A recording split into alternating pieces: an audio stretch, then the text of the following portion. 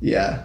Because, 10 hours a week, it's not a lot of money, but it's enough still... to keep something going in your bank account. Correct.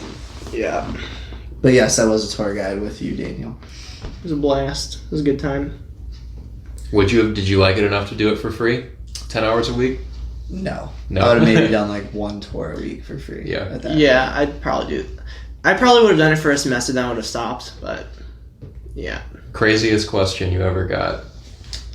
I was walking through Greek Village, and... Is this appropriate? It is appropriate for 21 plus. Okay. We were walking through Greek Village, and the dad was a Sigma Phi Epsilon from the East Coast.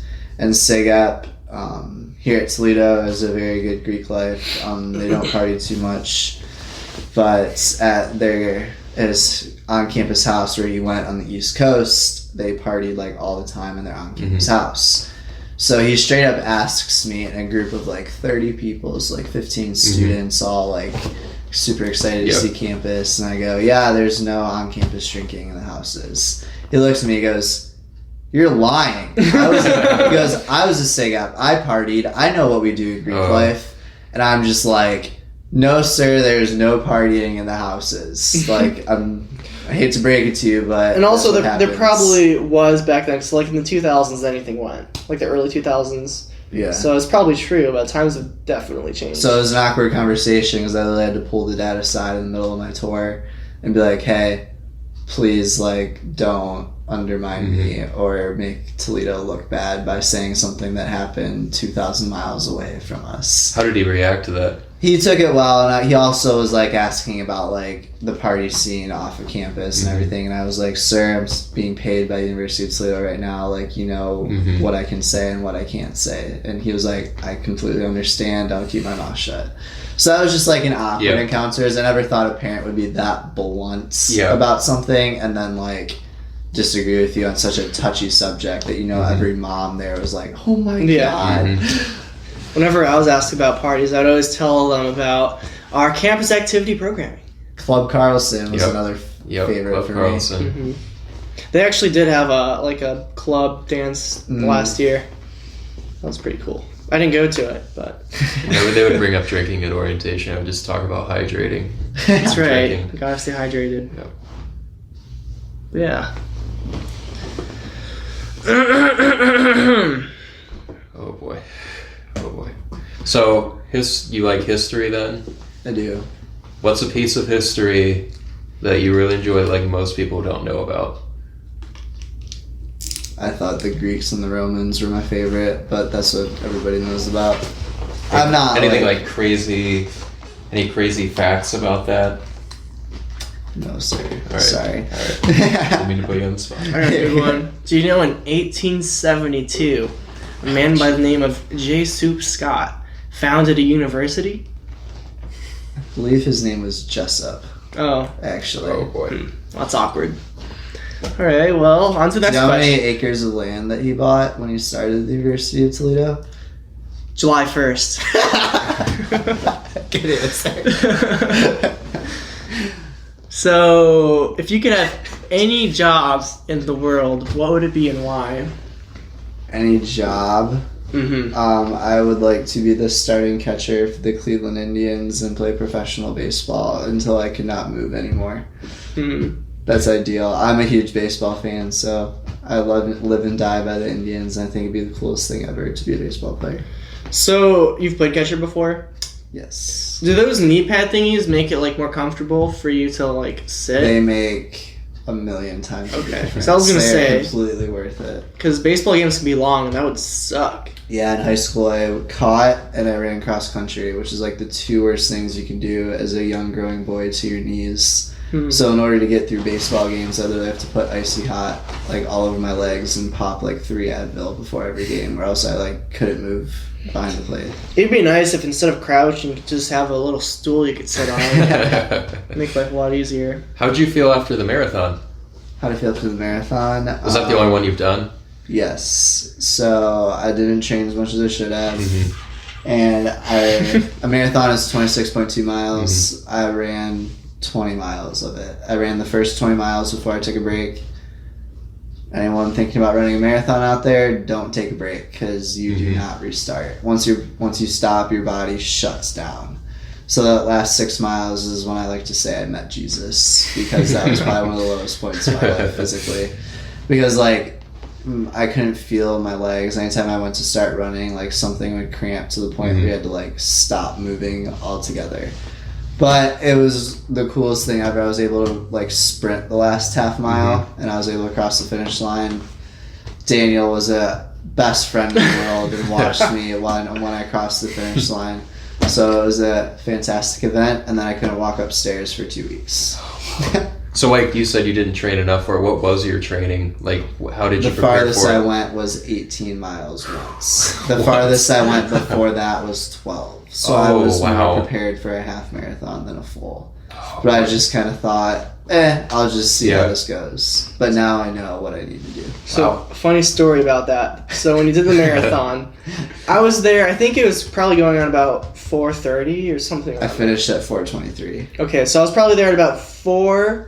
I was waiting there for a good 15 minutes, and I was like, dude, where's Joe at? I thought he would have been here by now because he's been training and stuff, and he wasn't there, so I was like, okay, well, he must have finished, and he just left. So then I was like, okay, well, I'm not just going to wait for not Joe, so then I ended up leaving. I think it was early, too, like, 9-ish? No. I would have crossed the finish line at 11:15. So it wasn't early. I was just being a dick. Yeah. Okay. Yes. So I left thinking Joe already finished the race and just wasn't answering my phone because he was taking a shower or something. So I leave, and then I think it was like a minute after I left, you finished the crossing line. So I felt... Did you get the notification on like your phone? I think so. Okay. And so my excuse is Joe should have done better if he wanted my support. Yeah, and I must say, never tell your friend the day they run a marathon that they should have ran faster. Wow. It was support for the next marathon. But so the next marathon, which was this year, well, he did a half marathon. Yes. With a few other people that I supported. And so this year, I told all of my friends I was going to give them a nice ice-cold beverage with the intention that I was going to give them an ice, the alcoholic beverage, at the end of the race, last mile. What they didn't know was I replaced the labels of the ice and water bottle, so the water bottle would have the ice label and the ice bottle would have the water bottle label. So when they would ask if they wanted a water and ice, they'd most likely say they want the water. So I'd give them the water, but the water was actually the ice. But when I went to ask Joe what he wanted, he said, "Shut up, Daniel. I'm going to finish this race. Go support the person behind you." So I did that, and then that person also didn't want anything either. So I ended up waking up at like 8 in the morning for nothing. They ended up drinking it afterwards, and I supported And we them. gave him a free beer with our drink ticket. Also true, and it was very delicious. I think it was pear flavored, which is kind of weird, but really good. So it was still worth it, and I got to support them. Point of clarification also, Daniel stood at mile 12 of a 13-mile race right after I did an uphill. And then I start going, and he stops. He's like, "Chug this." I'm like, "Huh?" But yeah, it was a good time. I'd do it again. I probably wouldn't bring the ices, but I would do You should run it that. with us next year. I will run it next year. I'm planning on it. If I'm here next year, I'll run it because I get a discount, so I have to anyways. True. So that's another thing. Like I mentioned earlier, I'm starting to get into running. Same. I've been, Let's start a running group. Maybe. Talk to me in like the fall. I'm taking the summer off. Yeah, I feel it. Oh, that's what I was talking about. So you mentioned in your marathon that you stopped at mile 20 or something because you were dead, you were dying. And you know what, man, I also had to poop. There's so an easy solution We'll to cut all that of out. that. Easy solution. All you had to do was wear StrideLine Socks. Very accurate. I also needed to tape my nipples. with StrideLine Socks. You can buy StrideLine Socks and just tape them over your nipples. They had a shaving I never thought my station. nipples could bleed. Did they? Yes. Oh my gosh. Oh. So it would be better to is it from the shirt? Yes, and also just the rubbing and all the sweat and everything, in the office when Andy wears the cream and everything. It's actually a very good idea to do that. Okay. Because I was just Because I didn't know this. They had chafing stations. They do. Funny story. One of my friends from back home. So a popular item to eat on a marathon or half marathon is like goo. And apparently shaving cream, because everyone was eating it when I was handing it out last marathon. Yes, so goo looks very close to like Vaseline jelly. Oh. And apparently this guy took a packet of the Vaseline and ate the last Vaseline thing. Somehow it didn't affect him at all. And he finished fine, had no side effects. But he legitimately thought he ate like goo, which is like food and protein and everything. But yeah, I just was like, he's gonna do that every time he runs now. Everything makes sense now. Everything's connected. So I was wondering, why are they eating that? There's a handful of them eating just it. Just an accident. They don't want to. Cool.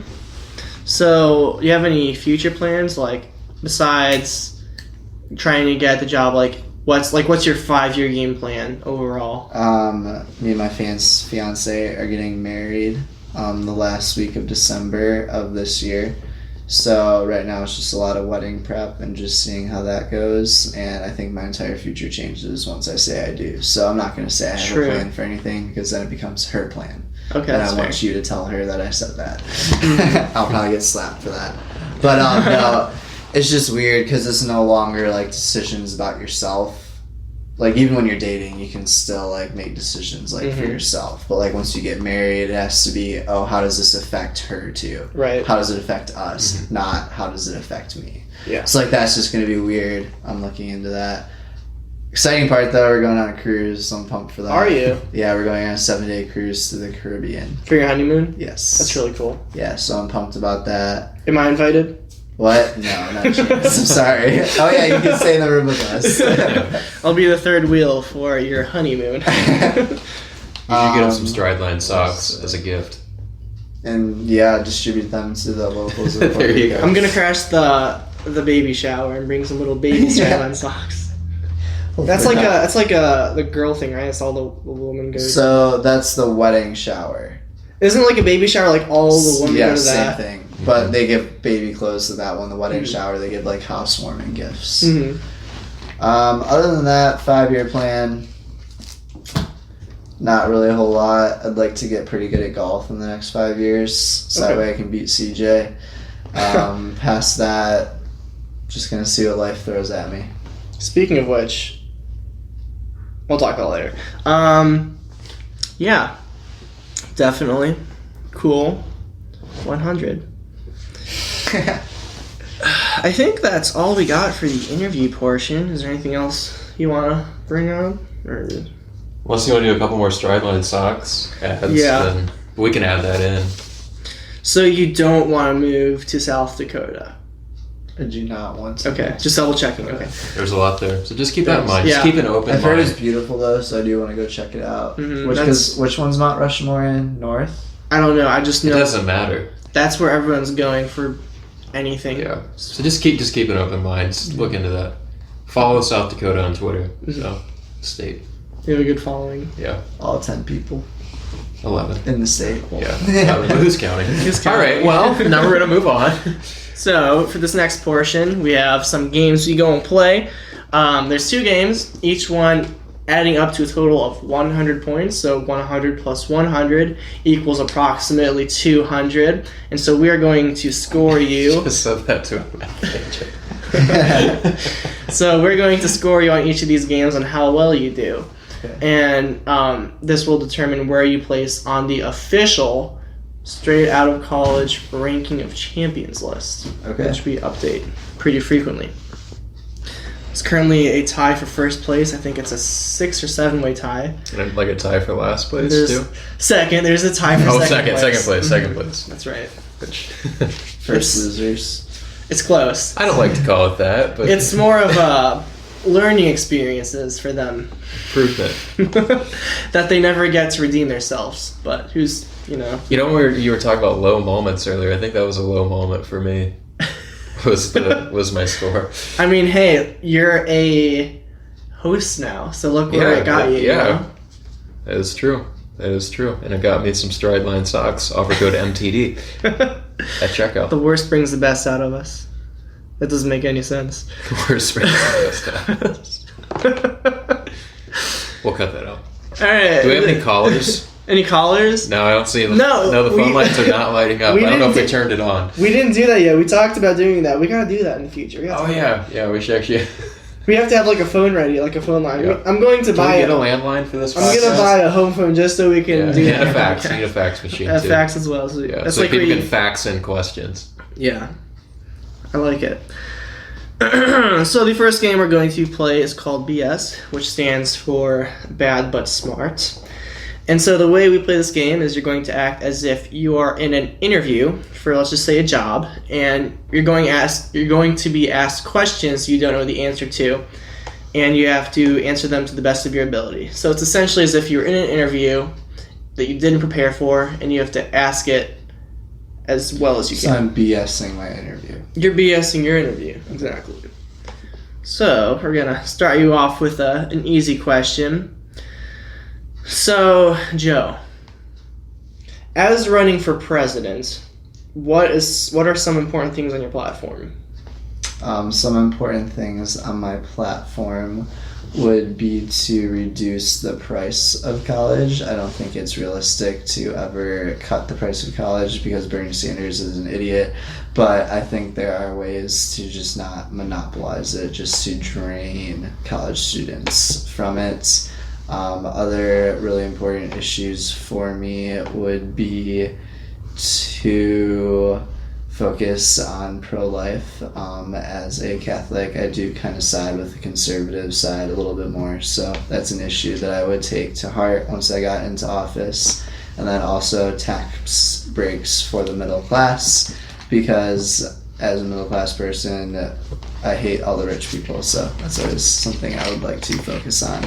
And all the other stuff no one really cares about anyways, so that's all I would care about. Okay, so now you want tax breaks for the middle class, so that would be some money coming from somewhere, and then you also want to cut prices for college. So where would you be getting these funds for both of these things you want going on? I think it would be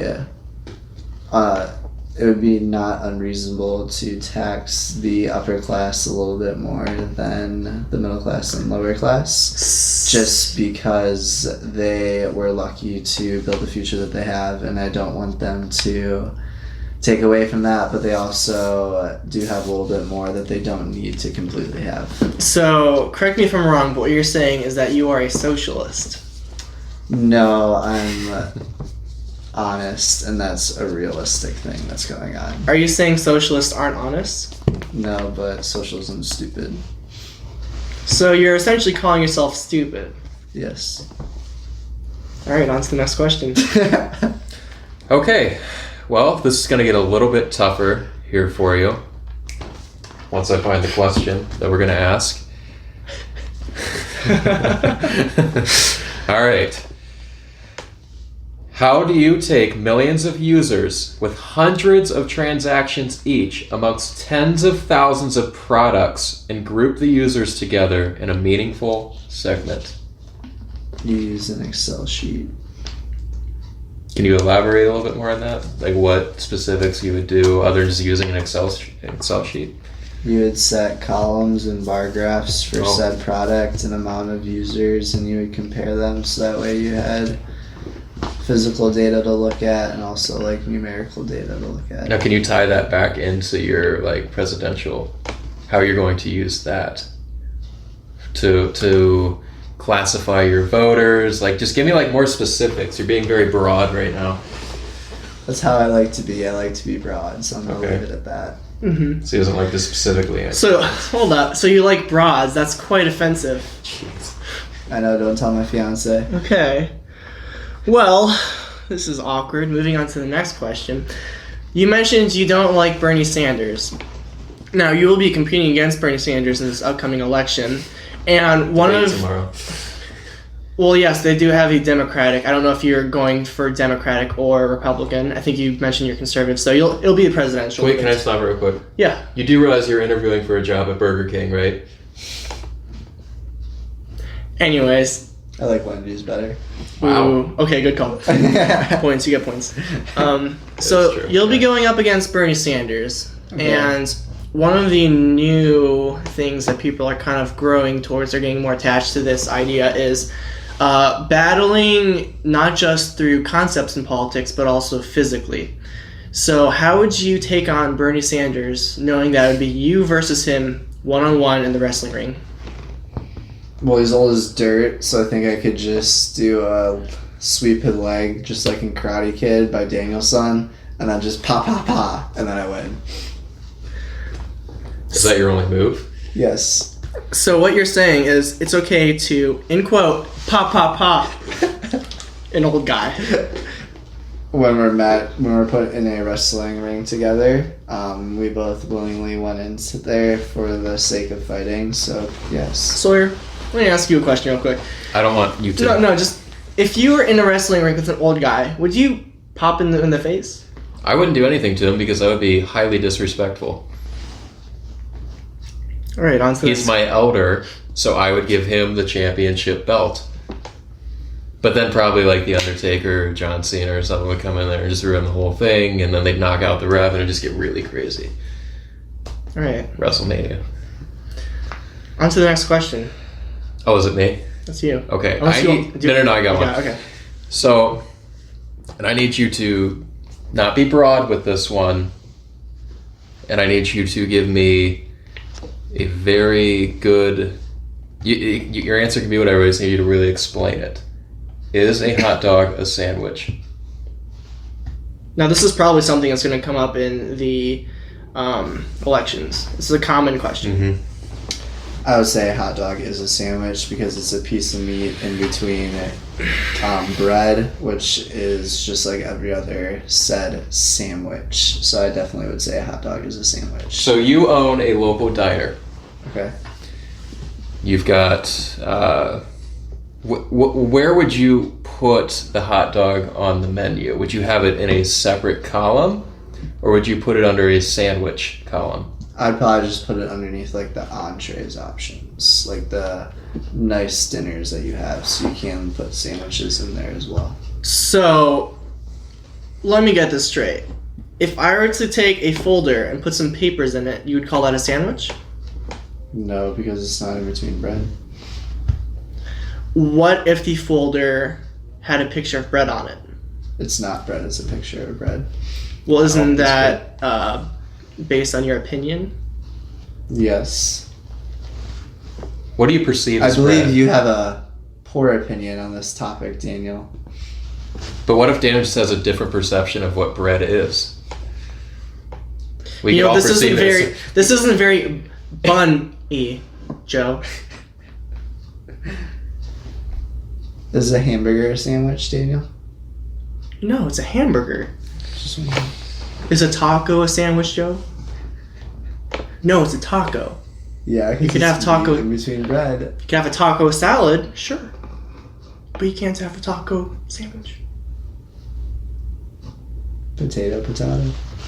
So is a taco salad then a sandwich and a taco mixed in, or a sandwich and a salad mixed It's into a one? sandwich salad. Sand salad. All right. Interesting. If you were to be any character from any movie or character to portray you as who you are going into presidency. So, for example, if you could describe yourself as a character that was going to be elected, who would it be? Like, the best summarizes all of your characteristics into a character. TV/movie star. Yeah, to kind of show off, like, that's who you are as being president. Oh. Does that make sense? I worded it weird. No, I have no idea. I really like Kevin Costner. He was really good in a lot of like athletic movies, and he's a really good stand-up guy in a lot of them. So I'd probably pick him. Okay. Last question. Well, one more after that, but yeah. One more after that. Where does the sky actually end? It does not end because the world is round, and the sky is just the atmosphere. So you're looking a little ticked off right now, Daniel. That's based off of certain theories from NASA. I took an astronomy class this past semester, so I actually have evidence of those confirmed And that theories. astronomy class is most likely matching up with things that people of NASA tell us. And everyone knows that NASA is a government-funded agency who makes things up. Do you believe the world is flat, Daniel? Absolutely. We'll cut that out. We'll cut that out. Now, for our final question, this is a question we always ask everyone to final things out, just because we like to break the rules and do a question that requires observative things. And this is a podcast, so that makes no sense, but we're going to do it anyways. So you have a birthday cake, a circular birthday cake, in a nice little, let's say, you're at a birthday party in South Dakota. Everyone's there. And you have exactly 3 slices to cut this birthday cake into 8 equal pieces. How would you do that? You have a piece of paper and pencil. We will describe what you're drawing, and you have 2 minutes. So wait, circular cake, 3 cuts to make 8 pieces. Yep. Or 2 minutes. You can draw it out if you want.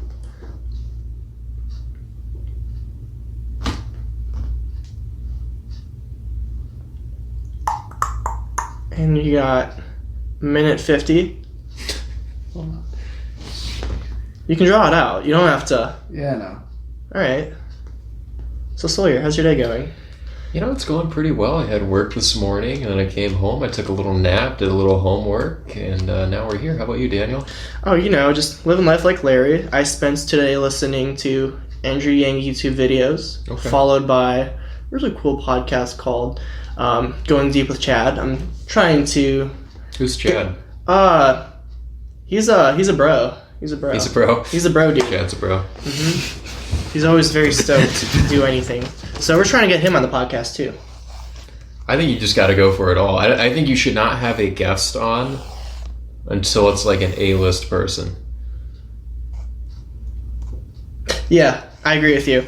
I'm sorry, I was just so distracted at what Joe was doing on the paper. So actually, he's in the right direction. He took a 3-dimensional cylinder, which is the shape of a cake. Very smart, because usually people draw a 2-dimensional cake, so he's already in the right direction. But the problem is, he just drew an X. As if he gave up on it. It only has 2 lines. How many pieces is that? It's 4 pieces. It's 3 pieces technically, because you have the 2 cylindrical triangle, like pyramids. Okay, you just cut that in half, but now he has, let's see, 1, 2, that's 4-ish. That's 6 pieces. Well, because this is all connecting. No, it's a cross-sectional cut. Okay, fair. You're right. And then you go across. You're right. So you got what? You got a minute left. But he's already on the right direction with doing the 3D. Is there a correct answer for this? We have had 2 different correct answers so far. Really? Mm-hmm. Jeez. I don't think you're going to like either of them. 3 cuts for 8 pieces. You know who I heard got this right on the first time? He wasn't on the show, but Miles Teller. Oh. I was actually talking to him just the other day, and Yeah. I asked him if he Is wanted it one cake, or can you have multiple cakes? singular cake. I thought it was a pizza.